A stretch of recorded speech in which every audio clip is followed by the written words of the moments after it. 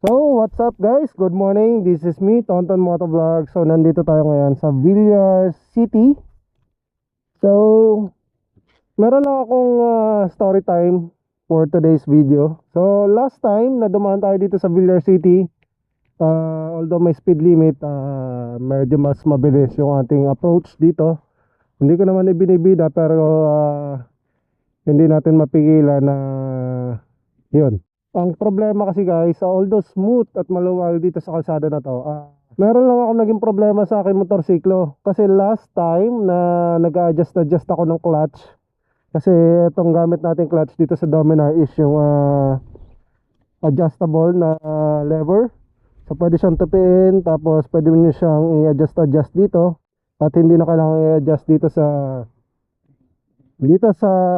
ilalim.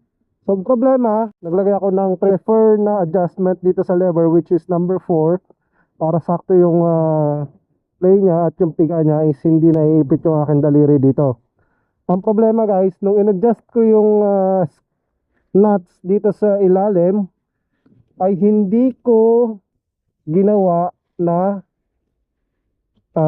tawag dito pagsalubungin yung puwersa. So ito dapat is paluwag or papunta dito, tapos itong maliit is papunta dito. So dapat ang puwersa niya pasalubong.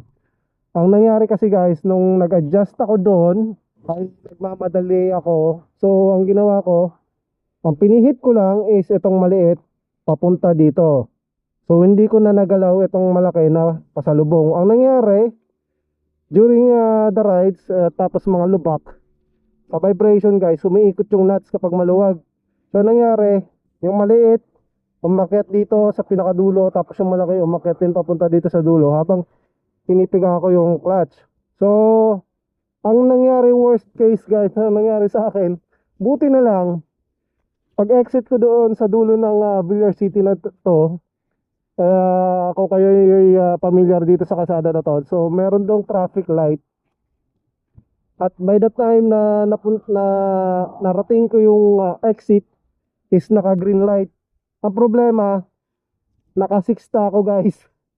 So nung nagbabawas ako ng clutch, hindi na ako makapit.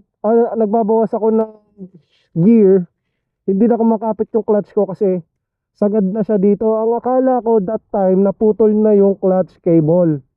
Yun pala, buti na lang, bago ako mag-lean, nag-downshift na ako at doon ko nga naramdaman na hindi na kumakapit yung clutch ko.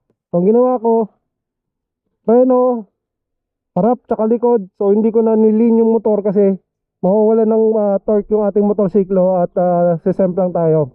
So, ang ginawa ko, para nag-freewheeling na lang ako pero nakapreno pa rin ako hanggang sa huminto. Hindi ko rin naman may downshift yung ating tawag dito motorsiklo kasi nga yung clutch sagad na siya dun sa maluwag.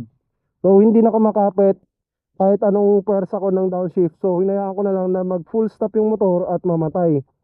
Then yun nga, good thing pagsilip natin is lumuwag lang yung nuts, hindi siya naputol. So na-remedyo na agad natin dahil meron tayong dalang tools.